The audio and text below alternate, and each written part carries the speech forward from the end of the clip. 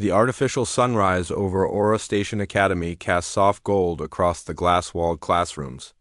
Students of 12 different species shuffled through the wide corridors, some on claws, others on hooves, a few drifting as floating orbs of bioluminescent mist. Yet, amid all that diversity, one constant existed. Everyone loved Sarah Halle, a 22-year-old human instructor specializing in xenobiology. Sarah had a patience that could calm a raging rockin' bull and a smile warm enough to melt the frost-scaled hearts of the iceborn Valsari. Her classroom was a lively mix of young alien cadets, most notably her 4 small Urek cubs, who adored her more than they adored their own dens. Each cub was barely waist-high to a human, covered in soft golden fur and gifted with oversized paws far too large for their wobbly bodies. They were mischievous, loud, and occasionally bitey, but around Sarah, they were gentle as Sunrise Dot. On this particular morning, Jack Renner, the Academy's senior human security officer, and Sarah's quietly smitten co-worker stood at the door reviewing the safety logs. He watched with a half-smirk as the cubs crowded around Sarah, chittering excitedly. "You're popular today," Jack commented. "I'm always popular," Sarah said with a wink, brushing a lock of brown hair behind her ear. "They just came in early. Apparently I promised them a lesson about glowing mushrooms that scream when you pick them." Jack blinked. "Please tell me you meant figurative screaming." Sarah didn't answer. That was answer enough. Class began smoothly. Sarah moved between the holodesks, explaining how bioluminescence acted as a survival mechanism. The cubs leaned so far forward that their noses nearly smudged the floating light screens. Their devotion made Sarah giggle, but halfway through explaining the anatomy of a glacial fungi spire, a wave of dizziness swept over her. She gripped the podium. Her vision blurred. Colors smeared. The room tilted. Jack noticed first. "Sarah?" She tried to answer, but her knees buckled. The world fell away. The room exploded and chaos chairs toppled. Students gasped. But before Jack could reach her, 4 small golden blurs shot past him. The cubs, their instincts were instantaneous feral protectiveness awakened. Their tiny claws clicked on the polished floor as they surrounded her, chittering sharp warnings at anyone who came too close. "Easy!" "I'm not going to hurt her," Jack said, lowering himself as he approached. But the cubs didn't back away. Instead, their little paws gripped Sarah's arms and shoulders.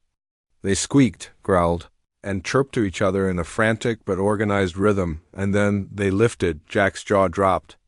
"They're carrying her." Though barely 40 pounds each, the Uruk cubs were deceptively strong. Their species was known for astonishing muscle density.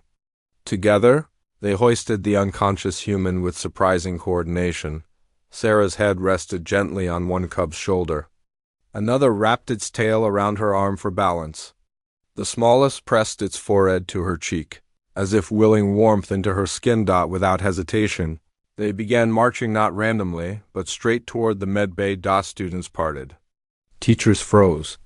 Even the 7-foot reptilian war trainees backed away respectfully. Jack followed, stunned, calling ahead on his comm. "Medbay, prepare emergency triage.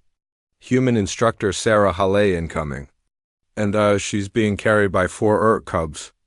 I repeat, cubs are bringing her in." There was a moment of silence on the line, then the medic responded.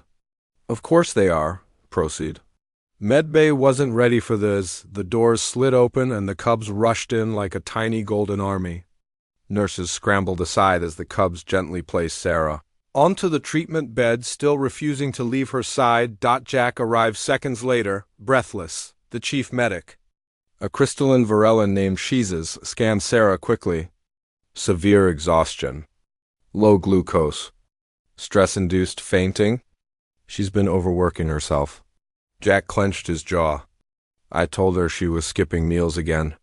The cubs growled softly, agreeing. Shizas glanced at them with amused admiration. Remarkable loyalty for Urk cubs. They normally only carry injured packmates. You must have quite an influence on them, Officer Renner.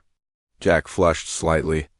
It's Sarah, he said simply. One cub, the smallest, tugged Jack's pant leg. Its wide golden eyes blinked up at him sadly. He knelt beside it. She's going to be okay, he assured. She just needs rest. The cub touched its forehead to Jack's knee, a sign of trust among Uruk young, and then hopped onto the bed. Curling against Sarah's arm, the other three followed, piling gently against her as if forming a furry protective shield. Sarah stirred, her eyes fluttered open, unfocused at first. Then she blinked at the curious golden faces inches from her own. Did I faint? The cub squeaked excitedly, nuzzling her cheeks. Jack stepped closer, relief flooding his face. You scared everyone, he said lightly. Especially your security detail here. Sarah smiled faintly and lifted a hand to stroke the nearest cub's fur. You carried me? They puffed up proudly. Sarah laughed softly, and the sound eased the tightness in Jack's chest. The station was. Never the same. News spread instantly. The human teacher who cared so deeply for her students had been protected, saved by the very cubs she had nurtured, across Aurora Station. Aliens of every species whispered about the event. Humans were hardy, brave, resilient. Their kindness echoed in strange corners of the galaxy. But this new. An entire academy watched the footage captured by hallway security cams.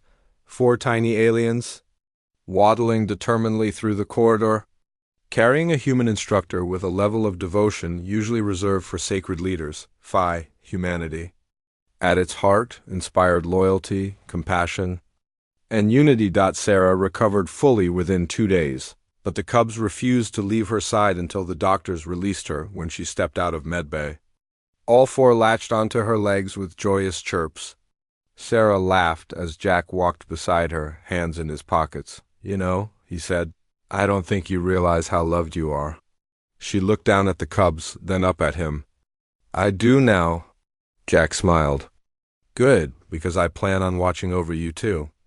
Preferably before you faint next time.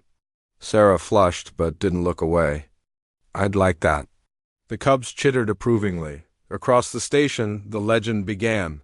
The teacher who fainted and the cubs who carried her, proving once again why humanity was worth following.